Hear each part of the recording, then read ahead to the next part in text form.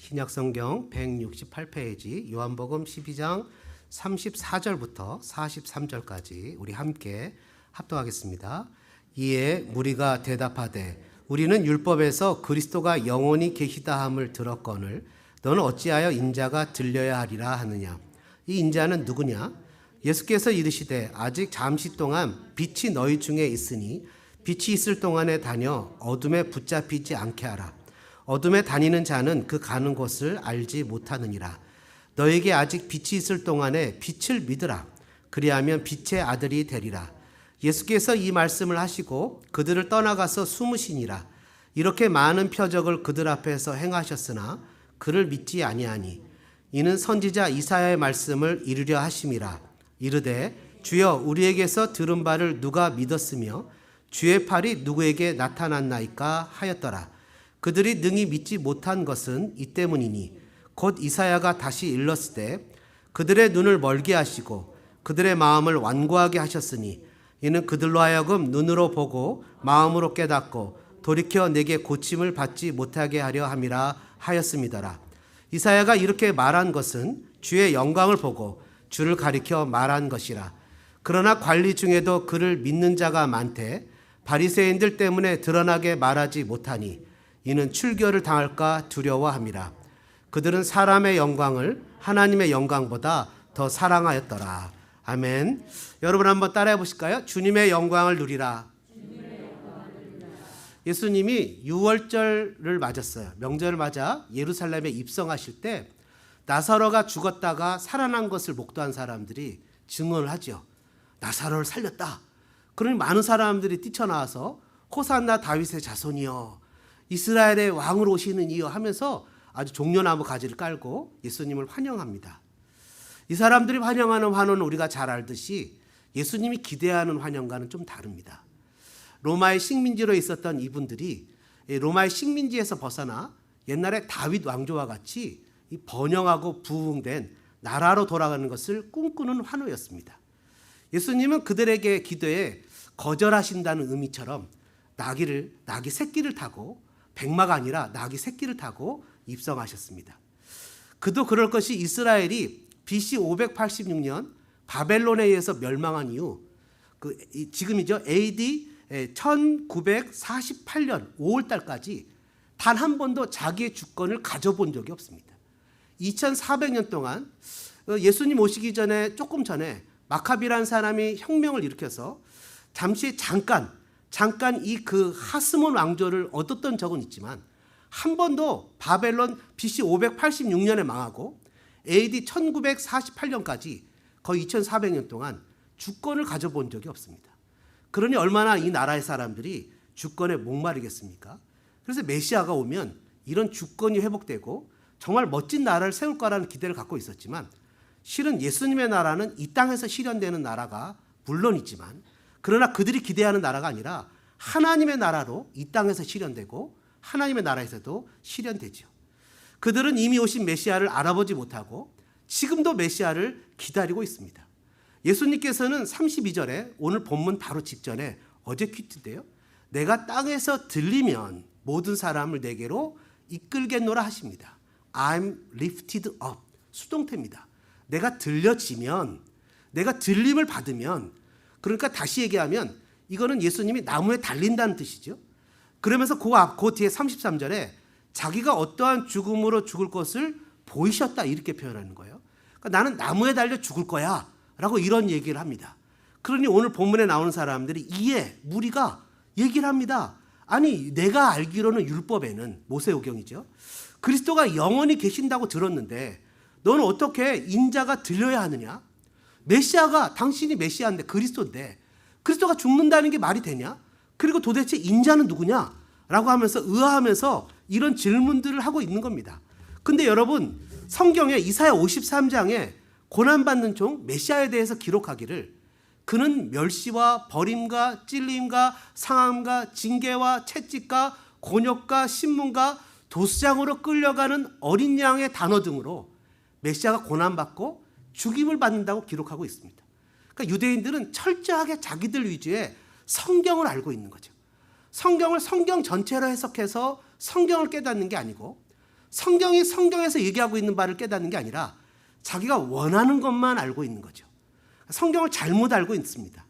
성경을 잘못 알고 있으면 인생을 잘못 해석하고 잘못된 방향으로 가죠. 여러분, 많은 신학자들도 성경을 정말 잘 압니다. 제가 잘 모르는 헬라어, 시브리어, 아람어 등을 너무나 잘 알고 통달하신 분들이지만 실은 예수를 안 믿는 분도 너무나 많이 있습니다.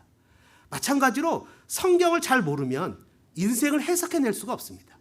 성경을 우리가 바르게 알고 바르게 해석할 때 우리의 인생의 인도와 보호와 하나님의 뜻을 알게 하는 은혜를 주십니다. 성경은 내 인생을 해석하는 중요한 도구입니다. 그러게 성경을 바로 알아야 됩니다.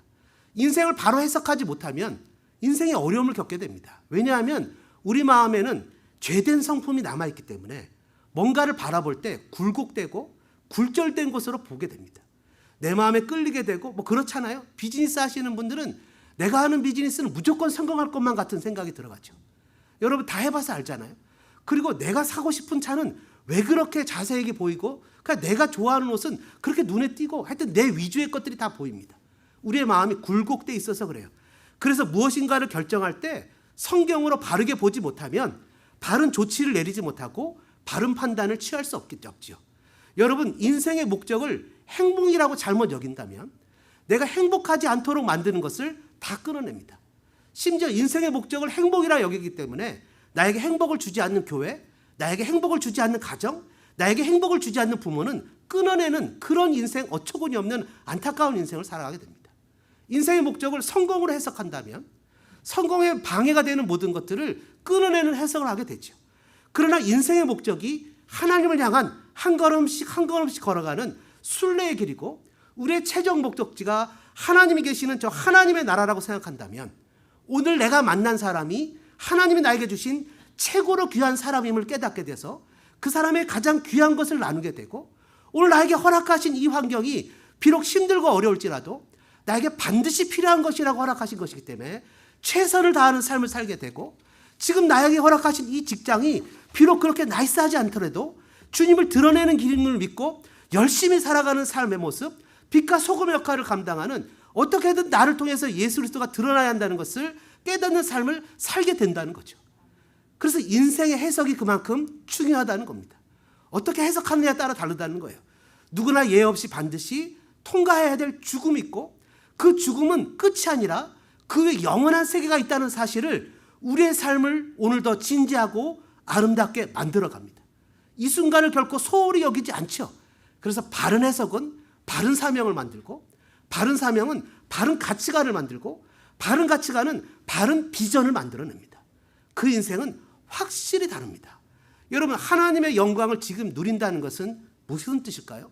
에베소서 2장 5절과 6절에 보시면 허물로 죽은 우리를 그리스도와 함께 살리셨고 너희는 은혜로 구원을 받은 것이라 또 함께 일으키사 따라해 보실까요? 그리스도 예수 안에서 함께 하늘에 앉히시니 아멘. 우리가 비록 몸은 여기 있지만 우리는 영적으로 이미 하나님 나라에 앉아있다 이렇게 얘기를 하고 계시다는 거예요. 그러니까 하나님 나라에 앉아있는 우리가 이 땅에서 하나님의 은혜로 살아가는 것, 그것이 하나님의 영광을 누리며 산다고 제가 표현하는 것입니다. 우리의 실체는 하나님의 보좌 옆에 예수님 옆에 앉아있다는 거예요. 그러니까 하나님의 영광을 누린다는 것은 하나님께서 처음 창조하실 때 아담과 하와에게 주신 원래의 목적을 회복하며 사는 것입니다. 예수님의 십자가의 부활, 죽음과 부활로 세상의 권세 잡은 마귀가 마귀의 능력의 근원인 죽음의 권세를 잃어버렸습니다. 마귀는요 아주 심한 레임덕에 걸렸어요. 그래서 예수님이 오시는 동안 오실 때까지 마귀가 이 땅에서 제한적으로 왕노릇을 하지만 심각한 레임덕, 그의 머리가 상했기 때문에 이제는 그가 믿는 성도들의 머리털어 한 카락도 함부로 건들지 못합니다. 왜요? 우리는 하나님 나라에 속한 사람들이기 때문이에요. 우리 스스로가 죄를 지어서 마귀에게 문을, 길을 열어주지 않는 한 저들은 우리를 결코 해하지 못합니다. 이 땅에 살면서 우리는 아직 육신으로 이 땅에 살고 영적으로 예수님의 보좌 옆에 있기 때문에 육적인 제한을 받습니다. 세상의 제한을 받도록 놔두신 것은 우리를 고생하도록 놔둔 것이 아니라 이 땅에서 우리가 해야 할 일들이 있기 때문이에요. 세상의 재앙 가운데 하나님의 자녀로 살아가기 위해서 우리에게 스페셜한 어설러티를 허락하셨어요. 그건 뭐죠? 스페셜한 권세를 주신 것은 바로 예수의 이름으로 구하는 권세를 주셨다는 거예요. 그래서 우리가 이 땅에서 매면 하늘에서도 매이고, 이 땅에서 풀면 하늘에서도 풀리고, 무엇이든지 예수의 이름으로 구하면 받은 줄로 믿으라고 주님이 얘기하셨다는 거예요. 저는 여러분들에게 오늘 본문을 통해서 하나님의 영광을 누리는 방법을 3가지만 얘기하려고 합니다. 제가 얘기했죠. 2022년도에는 착해지기로 마음의 결심을 먹었다고. 그래서 설교 오래 안 하고 최대한 본문 말씀만 짧게 얘기하려고 애를 쓴다고. 오늘 3가지의 방법을 얘기하려고 하는데요. 하나님의 영광을 위해서는 첫 번째는 36절에 보니까 빛을 믿으라 이렇게 표현합니다. 빛을 믿어야 된다는 거예요.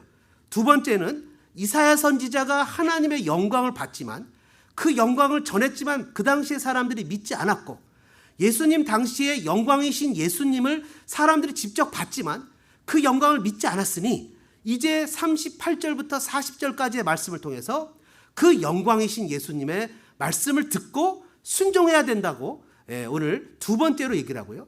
세 번째는 마지막 절인 42절부터 43절까지 사람들이 하나님의 영광보다 사람의 영광을 더 사랑하기 때문에 공적인 영역에서 하나님을, 예수 그리스도를 인정하지 않는 삶을 산다는 것을 통해서 우리가 하나님의 영광을 누리기 위해서는 공적 영역에서 신앙으로 살아야 된다라는 내용으로 3가지를 말씀드리려고 합니다. 오늘 말씀을 통해서 저와 여러분이 이 땅에서 하나님의 영광을 누리면서 살아가는 복된 역사가 나타나기를 주님의 이름으로 축복합니다. 여러분, 우리는 하나님의 영광을 경험하며 사는 축복을 누려야 됩니다. 세상에서 성공해야, 출세해야, 많은 돈을 벌어야 하나님의 영광을 나타내는 것이 아닙니다. 어떻게 보면 우리가 성공하는 거, 우리가 출세하는 거, 하나님께서는 큰 관심이 아닐 수 있습니다. 병이 낫는 거, 건강해지는 거, 자녀를 잘 키우는 거, 하나님께서 보시면 우리에게 결코 큰 관심사가 아닐 수 있습니다.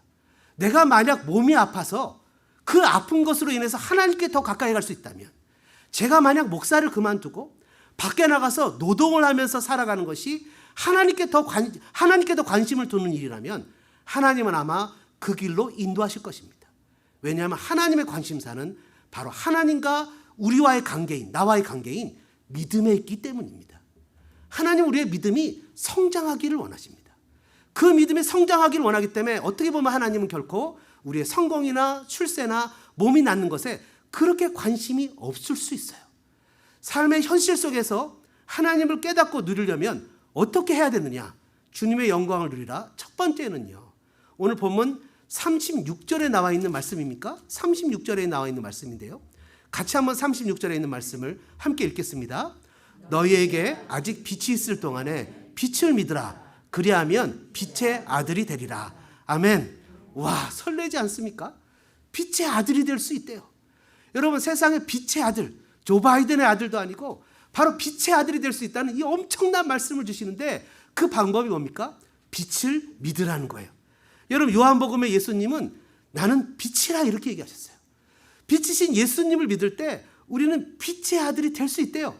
여러분, 이 빛은 그냥 세상의 여러 가지 빛 중에 하나가 아니라 유일무이한 참빛이신 예수님을 얘기하는 것이죠. 이 세상은요, 영적으로 어둠 가운데 있습니다.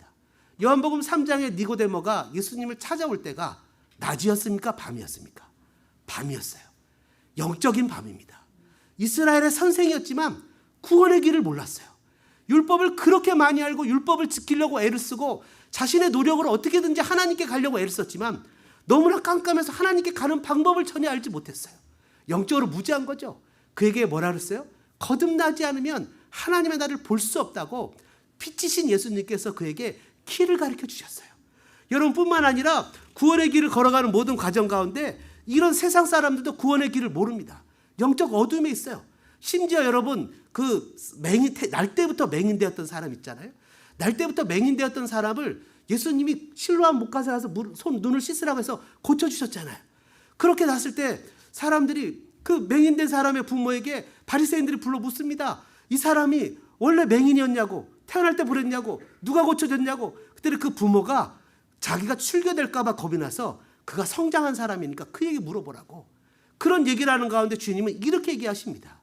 요한복음 9장 39절에 예수께서 이르시되 내가 심판하러 이 세상에 왔으니 보지 못하는 자들을 보게 하고 보는 자들은 맹인이 되게 하려 함이라 하시니 바리새인 중에 예수와 함께 있던 자들이 이 말씀을 듣고 이르되 우리도 맹인인가?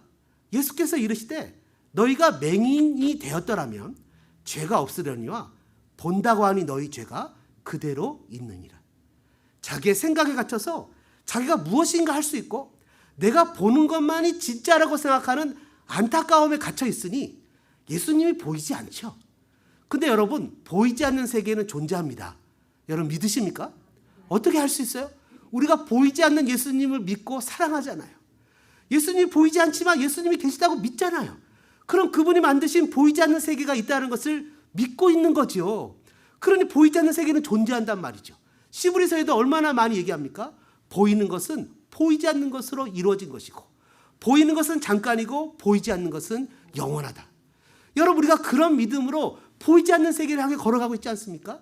여러분, 이 믿음에도 제가 여러 번 얘기하지만 이 산더러 들려 겨자씨만한 믿음이 있어도 이 산더러 들려 저 바다에 던지라고 하면 던져진다고 하는데 그게 삽으로 불도저로 떠서 던지는 것이 아니라 보이지 않는 세계를 움직일 수 있는 믿음이 있을 때, 보이지 않는 세계가 움직일 때 보이는 세계도 움직이는 것이죠.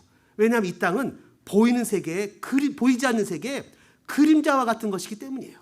여러분, 그렇기 때문에 보이는 것만, 내가 알고 있는 것만 전부라고 생각하는 사람들은 너무나 안타까운 사람. 너무나 안타깝습니다. 여러분, 제가 옛날에 우리도 기도하지만 복음방송에서 중보기도를 한 3년 인도했잖아요. 3년 인도하면서 전화가 와요. 목사님, 제 언니가 한국에 있는데 암에 걸렸어요. 기도해 주세요. 그럼 열심히 기도를 합니다. 잠깐 3분, 5분이지만 총 30분이지만 그러면 한 1, 2주 지났다가 목사님, 우리 언니가 났어요. 뉴욕에 있는데 기도해서 목사님, 우리 어머니가 났어요. 뭐 이런 식으로 뭐 옵니다. 어떻게 생각해? LA에서 그것도 방송으로 알지도 못하는 사람에서 기도하는데 한국에서 뉴욕에서 날 수 있겠습니까? 보이지 않는 세계에 하나님이 실제로 역사하시는 것을 여러분이 믿으셔야 됩니다. 여러분, 빛을 믿으라는 것은 무슨 말입니까? 빛을 믿으라는 것은 헬라어 원어에 보면 빛 속으로 들어와서 빛과 연합하라는 얘기입니다. 여러분, 바울이 가장 잘 쓰는 말이 뭡니까? 엔 크리스토, 그리스도 안에서. 그 믿는다는 것은요, 그리스도 안으로 들어가는 거예요. 그분의 피내음 나는 보혈의 공로 안으로, 예수 그리스도의 십자가의 은혜 안으로 들어가는 거예요. 나는 공로가 없어요. 예수님만이 나의 유일한 공로예요. 나는 지옥 형벌에 떨어져야 될 철저한 처절한 죄인이에요. 오직 예수님만이 나를 구원하실 유일무이한 분이시에요 라고 고백하는 그런 믿음으로 나타내는 것이죠. 그것은요, 믿는 것만으로 끝나는 게 아니에요. 믿음은 믿는 것만으로 끝나는 것이 아니라 그분이 무엇을 생각하는지, 그분의 인생 가치가 무엇인지, 그분의 방향성이 무엇인지까지도 다 내가 받아들이는 거예요. 그래서 믿음은 내가 원래 있던 것에서 무엇을 하나 더하는 것이 아니라 내 속에 있는 것을 완전히 그분의 것으로 바꾸는 거예요. 그게 믿음이에요. 한 단계 더 나가서 믿음은 그런 것만으로 끝나는 것이 아니라 그분처럼 이 땅에서 그분의 사명을 가지고 살아가는 거예요. 그분이 복음을 전한 것처럼 나도 복음을 전하고 그분이 말씀을 전한 것처럼 나도 말씀을 전하는 거예요. 그래서 믿음은 소속을 옮기고 주인을 바꾸는 주권 교체의 사건이에요. 믿는다는 것은 수용이고 긍정입니다. 예수님을 믿는다는 것은 예수님을 내 안에 수용한다는 것입니다. 빛을 믿는다는 것은 빛이신 예수님께서 내 안에 들어오시도록 허용하고 그분의 영향력이 내 삶에 깃들고 나의 삶의 목표가 바뀌고 삶의 중요도도 바뀌고 살아가는 시간의 배분도 바뀌고 주님 앞에서 내가 살아가기 위해서 삶의 스케줄도 바꾸고 직장도 바꾸고 집도 이사하고 그분을 섬기기 위해서 모든 것을 먼저 예수님의 나라와 예수님의 뜻을 구하는 삶을 살도록 모든 것을 재조정하는 것이 믿음의 삶이에요. 그래서 믿음은 그냥 말로만 믿는 게 아니에요. 여러분, 빛을 믿고 따르는 것은 어둠의 요소를 거절하고 거부하는 거예요. 이제는 빛을 따르는 것뿐만 아니라 빛으로 살아가게 되는 거예요. 저는 여러분들이 빛으로 살아가서 하나님의 영광을 누리는 복된 역사가 있기를 주님의 이름으로 축복합니다. 에베소서 5장 8절에 보니까 너희는 전에는 어둠이더니 이제는 주 안에서 빛이라. 빛의 자녀들처럼 행하라. 빛의 열매는 모든 착함과 의로움과 진실함에 있느니라. 주를 기쁘시게 할 것이 무엇인가 시험하여 보라. 그전에는 내 위주로 내 생각으로 어떻게 하면 내 사랑하는 사람을 기쁘게 할 수 있을까 고민하고 살았지만 이제는 어떻게 하면 예수님을 기쁘게 하실 수 있을까라고 생각하고 사는 거죠. 착함과 의로움과 진실함으로 빛의 열매를 맺게 될 때 주님께 영광이 될 뿐만 아니라 우리도 주님의 영광을 누리는 성도가 되게 되죠. 빛과 같이 살았던 사람들이 누굽니까? 여러분 잘 아시는 향유를 부은 여인. 빛과 같이 살았어요. 복음을 위해 헌신한 사도 바울, 온 인류의 기근을 구원한 요셉, 이국 땅에서 신앙으로 승리한 다니엘, 고난 가운데 철저하게 예배자로 우뚝 선 욥, 약속으로 천국을 소망하며 살았던 아브라함 등이 있습니다. 그리고 그 뒤를 이어서 여러분들이 빛의 자녀로 살아가게 될 것입니다. 그럼 어떻게 구체적으로 우리가 빛의 자녀로 살아갈 수 있을까요? 여러분 두 번째 주님의 영광을 누리라. 두 번째는요 37절부터 41절까지 있는 말씀인데요. 그것은 뭐냐면 말씀이 들리고 순종하는 마음으로 받아들이는 것인데요. 여러분 이사야 선지자가 40절에 보니까 이렇게 얘기를 합니다. 그들의 눈을 멀게 하시고 그들의 마음을 완고하게 하셨으니 이는 그들로 하여금 눈으로 보고 마음으로 깨닫고 돌이켜 내게 고침을 받지 못하게 하려 함이라. 이거는 이사야 6장에 나오는 말씀이에요. 이사야 6장은 어떤 말씀인지 여러분 기억나시죠? 이사야 선지자가 선지자 노릇을 하는데 우시야 왕이 죽던 해 성전에 들어갔습니다. 근데 깜짝 놀랄 일이 벌어졌어요. 성전에 딱 들어갔더니 그의 영안이 열리고 하나님의 보좌가 그 성전에 있는 것을 보게 됩니다. 그리고는 스랍들이 하나님의 성전 옆에 섰는데 스랍은 천사죠. 6날개를 가진 천사들이 2날개로는 얼굴을 가리고 밑에 2날개로는 발을 가리고 2날개로 날면서 천사들이 노래합니다. 거룩하다 거룩하다 거룩하다 거룩하다 만군의 여호와여 그의 영광이 온 땅에 충만하도다. 이사야 선지자는 하나님의 영광을 보게 되고는 깜짝 놀라고 그냥 그 자리에서 납작 엎드려지고 화로 다 나여 망하게 됐다고 얘기했습니다. 그때 바로 천사가 숯불을 갖고 와서 그의 입에 대고 그를 정결케 합니다. 그리고는 하나님이 이렇게 얘기하시죠. 누가 우리를 위해서 갈고 이사야 선지자가 주님 나를 보내소서 라고 이야기하는 장면이 이사야 6장입니다. 그 장면을 얘기하는 거예요.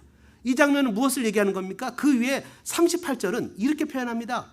주여 우리에게서 들은 바를 누가 믿었으며 주의 팔이 누구에게 나타났나이까. 이거는 이사야 53장 고난받는 종 예수님에 대한 표현을 하는 장면이에요. 그러니까 이것은 이렇게 얘기하는 거예요. 이사야가 영광을 보고 그 영광을 선포했어요. 사람들 앞에. 뭐라고 선포했어요? 너희들 다른 외국 나라를 기대하지 마라. 하나님만을 의지해라. 이사야 말 자체가 하나님이 구원이라는 뜻이잖아요. 하나님이 우리를 구원하실 거야. 애굽을 의지하지 마라. 야수를 의지하지 마라. 하나님만이 우리를 구원하실 거야. 이렇게 외쳤는데 하나님의 영광을 본 이사야 외침에 사람들이 듣지를 않았어요. 그를 무시했어요. 끝까지 그를 거절했어요. 그런데 예수님이 그 영광이신 예수님이 직접 이 땅에 와서 내가 빛이다. 나를 믿는 자는 어둠에 다니지 않고 빛의 자녀가 될 것이다 했는데 그들도 믿지 않았어요. 그러니까 그들도 믿지 않고 예수님을 거절했어요. 그러니까 오늘 이 사도 요한은 우리에게 뭐라고 표현하는 거예요? 그들은 다 거절했지만 우리는 거절하지 말자. 그들은 하나님의 말씀을 듣지 않았지만 우리는 하나님의 말씀을 듣자. 그들은 그 영광을 본 이사야의 외침을 거절했지만 이 예수님이 영광이신 예수님이 직접 나는 그 영광이고 빛이라고 얘기하셨지만 그것을 거절했지만 우리는 영광이고 빛이신 예수님을 거절하지 말자. 받아들이자. 그 얘기를 지금 하고 있는 겁니다. 저는 여러분들이 그 예수님을 받아들이시기를 주님의 이름으로 축복합니다. 그 말씀이 들린다는 것은 기적이에요. 그들은 말씀을 거절했어요. 말씀을 들었지만 거절했어요. 에레미야 선지자 보십시오. 나라가 망했을 때 에레미야 선지자에게 사람들이 쫓아가서 이렇게 얘기를 합니다. 선지자님, 우리가 앞으로 어떻게 살아야 되는지 얘기해 주세요. 그러니까 에레미야 선지자가 가서 죽어라고 며칠간 기도하고 와서는 너희들 애굽을 의지하지 말고 하나님을 의지하면 남은 그루터기 같은 너희들일지라도 하나님 다시 이렇게 세울 거야. 그때 뭐라 그래요? 에레미야, 너 지금 거짓말하는 거지? 에레미야까지 데리고 애굽으로 쫓아갑니다. 말씀을 듣질 않아요. 애초에 말씀을 거절합니다. 근데 여러분 하나님의 말씀이 들리는 것은 하나님의 은혜입니다. 하나님의 말씀에 아멘하는 것은 내가 빛의 자녀라는 역설적인 증거입니다. 내가 하나님의 영광 가운데 있다는 하나님의 은혜입니다. 이 사안은 들렸잖아요. 아멘하고 반응했잖아요. 그러나 여러분, 말씀을 들리는 것에 만족해서는 안 됩니다. 그 말씀을 가지고 나의 삶을 해석할 수 있는 능력이 필요합니다. 저는 여러분들이 그 걸음까지 나가기를 축복합니다. 말씀이 들릴 뿐만 아니라 다니엘은 말씀을 읽던 중에 이스라엘 민족이 70년 동안 바벨론 포로가 되어야 된다는 것을 깨닫고는 그 날짜가 얼마 남지 않은 것을 보고 열심히 하나님 앞에 기도했습니다. 회개하고 기도하고 무릎 꿇고 주님 앞에 나갔을 때 하나님이 그에게 놀라우신 것을 보여주시는데 바로 하나님의 놀라운 신비와 영광과 환상을 보여주셔서 그 말씀이 다니엘 7장으로 요한계시록을 해석하는 키가 되는 말씀을 그에게 허락하셨습니다. 다니엘은 그렇게 놀라운 기도를 받았어요. 여러분, 요셉은 어렸을 적에 꿈을 꿨습니다. 볏집단이 자기에게 인사를 하고 해와 달과 별이 자기에게 인사하는 그런 꿈을 꿨습니다. 그런데 살아가는 삶의 모습은 너무나 척박하고 안타까운 삶을 살아갑니다. 형들이 자기를 죽이려는 살해의 위험 속에 상인들에게 팔려서 바로 애굽의 군대 장관의 집에 가서 군대 경비대장의 집에 노예로 팔려가서 거기서 열심히 일을 했는데 정말 그 뒤로 넘어져도 코가 깨진다고 억울한 누명을 쓰고 감옥에 갇히게 됩니다. 하나님의 뜻이 나의 인생에서 무엇일까? 그 뜻이 무엇일까? 인생을 해석하지 못했습니다. 그 고난과 역경 가운데 그가 그 말씀을 해석할 수 있는 순간이 왔는데요. 바로 그것은 14년, 15년이 지난 후에 자기 형들이 자기에게 무릎을 꿇는 그 순간 자기의 그것이 해석이 됐습니다. 아, 그렇구나. 하나님이 나에게 고난을 주시고 아픔을 주시고 배신의 안타까움을 주시고 부모에 떠나서 처절한 고난 가운데 있었지만 나를 통해서 세계를 구원하시기 위해서 나를 사용하시는구나 라고 말씀을 해석할 수 있는 능력이 그에게 생기기 시작했습니다. 저는 여러분들에게 이런 말씀을 해석할 수 있는 능력이 나타나기를 원합니다. 바울은 자신의 인생을 살면서 예수 믿는 사람을 잡고 그를 핍박하고 죽이려는 현장 가운데 예수님이 나타나서 너를 이방의 사도로 세웠다고 얘기하셨을 때 그는 그때까지도 깨닫지 못했습니다. 바나바가 그를 데려갔을 때 그는 유대인들에게 가려고 했습니다. 그러나 마게도냐에서 손짓하며 유대인들이 있지 않는 회당 가운데 그를 불렀을 때, 회당이 없는 곳으로 그를 불렀을 때 하나님이 나를 이방인의 사도로 세웠다는 것을 자기가 말씀을 통해서 자신의 인생을 해석할 수가 있었습니다. 때로는 인생을 살다 보면 깨닫지 못하는 수많은 순간들이 옵니다. 하나님 나를 부르셨는데 왜 이런 고난이 있죠? 내가 그렇게 기도하고 하나님 옆에 순종하고 믿음으로 살아가는데 왜 나의 병을 고쳐주시지 않고 이런 아픔과 역경과 안타까움이 있죠? 여러분, 그러나 그런 고통과 아픔과 역경 가운데 불평하지 않는 여러분 되기를 바랍니다. 고난과 고통으로 포장된 축복의 순간이 반드시 다가올 것이기 때문입니다. 하나님은 분명 우리에게 하나님이 주신 은혜가 있습니다. 하나님 우리에게 허락하시는 은혜와 사랑의 역사들이 있습니다. 여러분, 우리가 인생을 살아갈 때 우리의 인생을 말씀으로 해석하는 역사가 나타나기를 주님의 이름으로 축복합니다. 말씀이 들려야 됩니다. 깨달음이 와야 됩니다. 그 말씀을 붙잡고 살아가는 중에 이것이 하나님의 말씀이구나. 내 인생을 향한 하나님의 디자인이 있었구나. 꿈이 있었구나 라고 생각하면서 하나님의 영광을 바라보는 놀라운 그 순간 우리의 삶에 날개 달듯이 빛 가운데 변한 것은 하나도 없어요. 여전히 고난과 역경과 아픔이 있지만 내 마음에서 솟아나는 이 놀라운 평강과 은혜와 축복과 영광은 세상이 감당하지 못합니다. 그래서 하나님의 영광을 나타내게 되고 얼굴에 미소가 띄게 되고 천사 같은 미소가 나타날 때 수많은 사람들이 물어보죠. 당신은 그 아픔과 고통 가운데, 당신은 그 역경 가운데 어떻게 그렇게 하나님을 예배할 수 있냐고. 여러분, 욥이 그랬고 다니엘이 그랬고 수많은 믿음의 선배들이 그런 삶을 살아가지 않았습니까? 말씀을 매일 읽고 묵상할 때 내가 말씀을 읽고 묵상해서 깨닫는 것이 아니라 그런 생활 중에 말씀이 나를 깨우치게 하는 일들을 경험하는 여러분 되어주시기를 주님의 이름으로 축복합니다. 그때 영광을 누리게 되죠. 그럼 마지막 우리는 어떻게 살아야 될까요? 주님의 영광을 누리기 위해서 어떻게 살아야 될까요? 마지막 세 번째는요, 42절과 43절의 말씀을 가지고 나눌 텐데요, 그것은 하나님의 영광을 사랑해야 됩니다. 하나님의 영광을 사랑해야 됩니다. 다른 표현으로 하면요, 공적 영역에서 우리의 신앙을 드러내야 됩니다.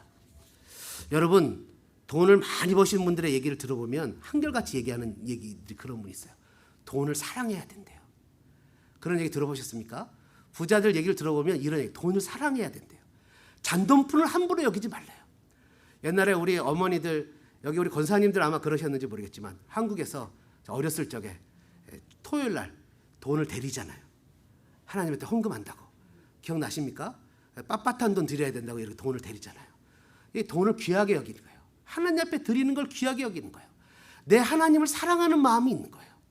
근데 43절 말씀, 42절, 43절 말씀을 같이 한번 읽어보죠. 42절, 43절입니다. 그러나 관리 중에도 그를 믿는 자가 많대. 바리새인들 때문에 드러나게 말하지 못하니 이는 출교를 당할까 두려워함이라. 그들은 사람의 영광을 하나님의 영광보다 더 사랑하였더라. 아멘. 영광은요, 무게라는 단어의 뜻이 있습니다. 무게라는 단어의 뜻이 있는데 무엇을 더 무겁게 여기느냐는 거예요. 무엇을 더 가치 있게 여기느냐는 거예요. 하나님을 사랑하는 것을 가치 있게 여기느냐, 아니면 사람의 이목에 더 가치 있게 여기느냐. 하나님을 사랑하는 자 하나님이 책임져 주시죠. 니고데모도 아리마대 부자 요셉도 유대인들이 두려워 자신의 신앙을 드러내지 못했습니다. 반면에 사람들을 피해서 사람들이 없을 때 물을 기르러 나왔던 사마리아 여인을 생각해 보십시오. 수많은 사람들이 손가락질했던 이방인 여인, 그리고 유대인들이 개처럼 여겼던 사마리아 여인이었지만 더군다나 남편이 5이나 있었고 지금 있는 사람도 자기 아내가 남편이 아니라 너무 인생의 슬픔과 아픔과 좌절과 안타까움 속에서 그 여인을 주님이 찾아가시고 주님을 증거했을 때 이 여인은 자신의 허물을 사람들 앞에 고백하며 나의 모든 것을 말한 사람을 와서 보라고. 신앙은 믿음은 단순히 한 인물을 믿으라고 말하는데 머물지 않고 나는 이런 사람이었는데, 나는 이런 존재였는데 예수님이 나를 이렇게 바꾸셨고 그래서 나는 이렇게 살아갈 것이라고 자신을 간증하고 예수님을 자랑하는 것이 바로 신앙이고 믿음이죠. 그래서 사람들이 물어보는 거예요. 당신이 믿는 그 예수님이 그렇게 좋냐고. 당신의 허물을 아낌없이 내놓을 수 있을 정도로 그렇게 예수님이 당신을 행복하게 만드냐고. 오직 세상의 영광이 아니라 하나님의 영광을 나타내면서 주님을 추구하면서 사는 삶을 사는 것이 바로 하나님의 영광을 사랑하는 삶이죠. 예수님은 사람들이 자신을 왕으로 영접하지 않는 이유를 이렇게 밝히셨어요. 요한복음 5장 43절 44절에 나는 내 아버지의 이름으로 왔음에 너희가 영접하지 아니하나 만일 다른 사람이 자기 이름으로 오면 영접하리라. 너희가 서로 영광을 취하고 유일하신 하나님께로부터는 영광을 구하지 아니하니 어찌 나를 믿을 수 있느냐. 나의 안위를 전적으로 예수님께 맡기지 않는 것은 아직 믿지 않는 것이죠. 여기 관리라는 신분 때문에 예수님을 공개적으로 비난하지 않는 것은 정말 그들의 신앙일 수밖에 없는 것이 아니겠습니까? 여러분, 이사야는 주님의 영광을 보았습니다.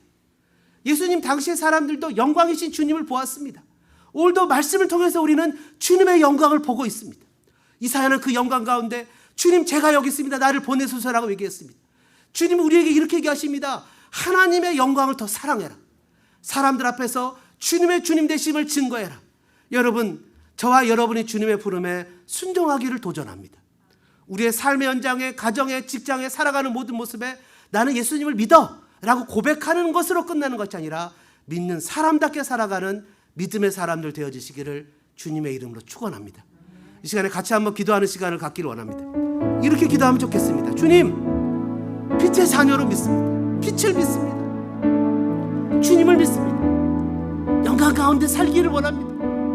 주님 주시는 영광 가운데 살기를 원합니다. 주님 말씀이 들리고 그 말씀이 내 삶에 해석되는 그런 놀라운 축복의 삶, 날마다 말씀이 나를 읽어 내려가는 놀라운 기적을 경험하며 살아가기 원합니다. 말씀을 날마다 묵상하며 그 말씀 가운데 다니엘처럼, 요셉처럼, 욥처럼 주님 말씀 가운데 그 고난을 해석하며 신앙의 삶을 살아가기를 원합니다. 주님, 제가 여기 있습니다. 가정에, 직장에, 나의 삶에 나를 보내셔서 하나님, 제가 그냥 시간을 허투루 1시간, 2시간 죽이는 것이 아니라 내 나이가 70이라고 80이라고 내가 무엇을 할 수 없다고 내 나이를, 내 시간을 죽이는 것이 아니라 주님의 영광을 추구하며 주님의 영광을 사랑하며 하나님의 영광을 사랑하는 믿음의 삶을 살아가겠습니다. 보내시는 그곳에 달려가겠습니다. 보내시는 그곳에 하나님의 영광을 나타내며 살아가겠습니다. 우리 이 시간에 여러분 주여 한번 외치고 여러분의 목소리가 여러분의 귀에 들을 정도로 주여 외치고 한번 기도하겠습니다. 주여, 주여.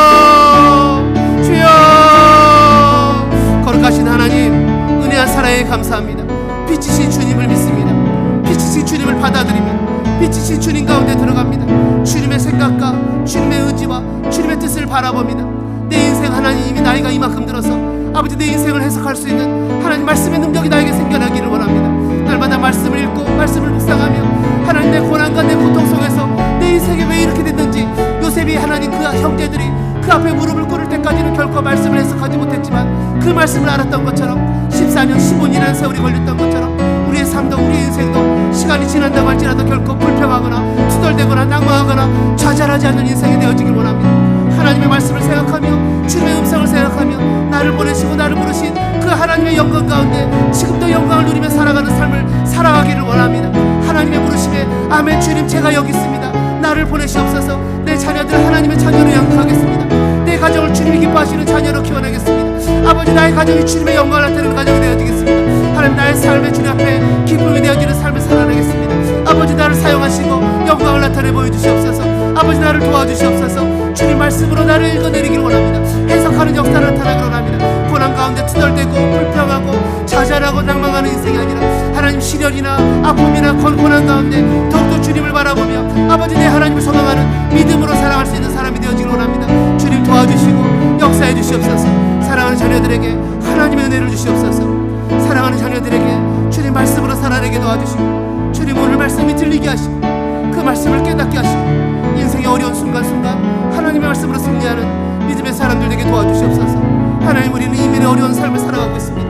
하나님 하루를 벌지 않으면 내일이 먹을 것이 없는, 하나님 오늘을 벌지 않으면 오늘 먹을 것이 없는 안타까운 삶의 현실을 살아가고 있습니다. 그럼에도 불구하고 우리는 결단하여 하나님 앞에 믿음으로 살아가며 하나님의 영광을 추구하며 사람의 영광이 아니라 하나님의 영광을 추구하며 믿음으로 살아갈 때 하나님 먹는 거, 입는 거, 자는 거 그 모든 것들은 이방인들이 구하는 것이고 하나님이 하나님의 자녀를 입히시는 아버지 놀라운 은혜를 경험하며 살게 될 것을 믿습니다. 아버지 주님 저희들 도와주셔서 이민의 삶에 하나님의 영광을 나타내는 복된 능력의 삶을 살 수 있도록 우리를 사용하시옵소서. 역사하시옵소서. 인도하시옵소서. 내게 허락하신 시련을 통해 나의 믿음 더욱 강하게 자라나고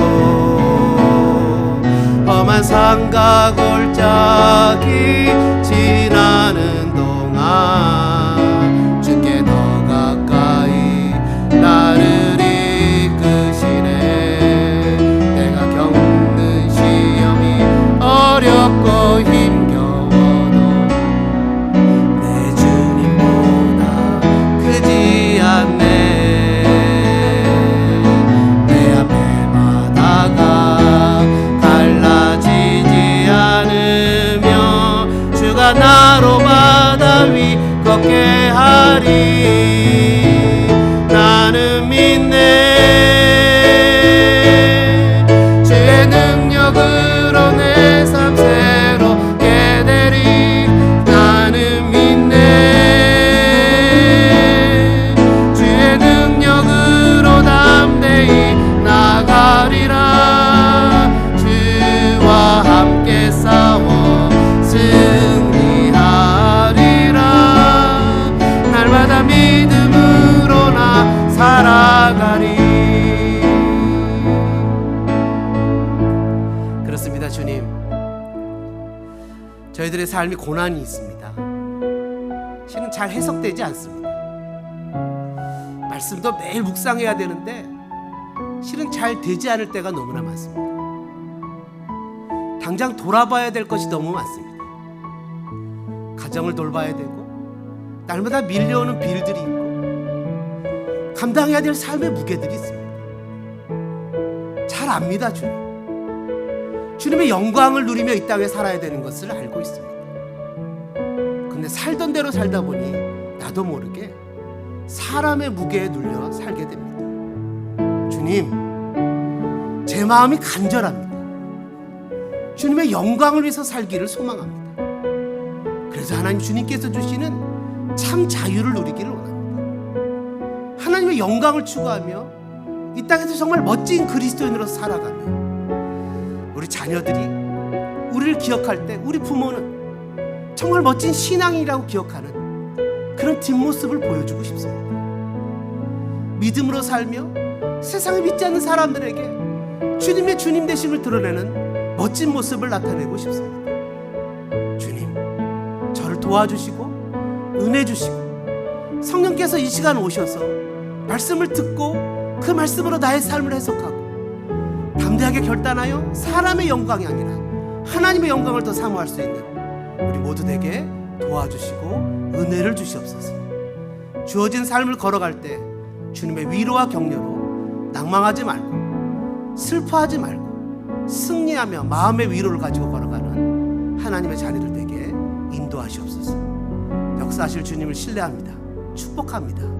도와주옵소서.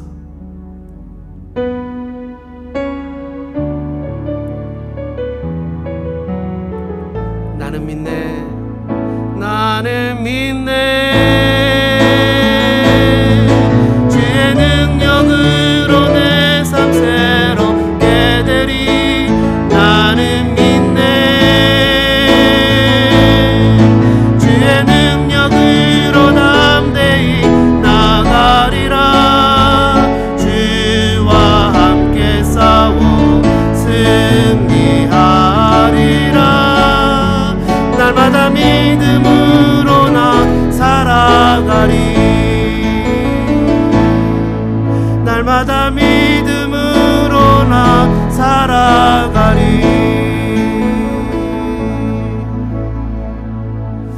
아멘.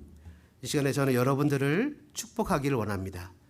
여러분 좀 이 시간에 불편하지 않으시면 여러분의 두 손을 여러분의 머리 위에 얹으시면 좋겠습니다. 여러분을 축복하기를 원합니다. 여호와는 내게 복을 주시고 여호와는 너를 지키시기를 원하며 여호와는 그의 얼굴을 내게 비추사 은혜 베푸시기를 원하며 여호와는 그 얼굴을 내게로 향하여 드사 평강 주시기를 원하노라. 하나님, 사랑하는 교우들을 주님의 약속대로 축복합니다. 이민의 삶을 살아갈 때 낭만과 실망과 절망이 아니라 하나님께서 얼굴을 향하여 드사 위로와 격려와 소망으로 이 땅을 담대히 살아가도록 돌보아 주옵소서. 이제는 억만 죄악 가운데서 우리를 구원해 주신 구주 예수 그리스도의 은혜와 하나님 우리 아버지의 무한하신 사랑하신가, 성령님의 감동 감화 교통 역사하신 은혜가 이 시간 빛의 자녀로 살아가라는 주님의 부르심에 응답하여 믿음으로 반응하며 하나님의 영광을 사모하며 살기로 다짐하는 사랑하는 성도들 머리머리 위에, 다짐의 삶 위에, 감당해야 될 무게 위에 이제로부터 영원토록 함께 있을지어다. 아멘.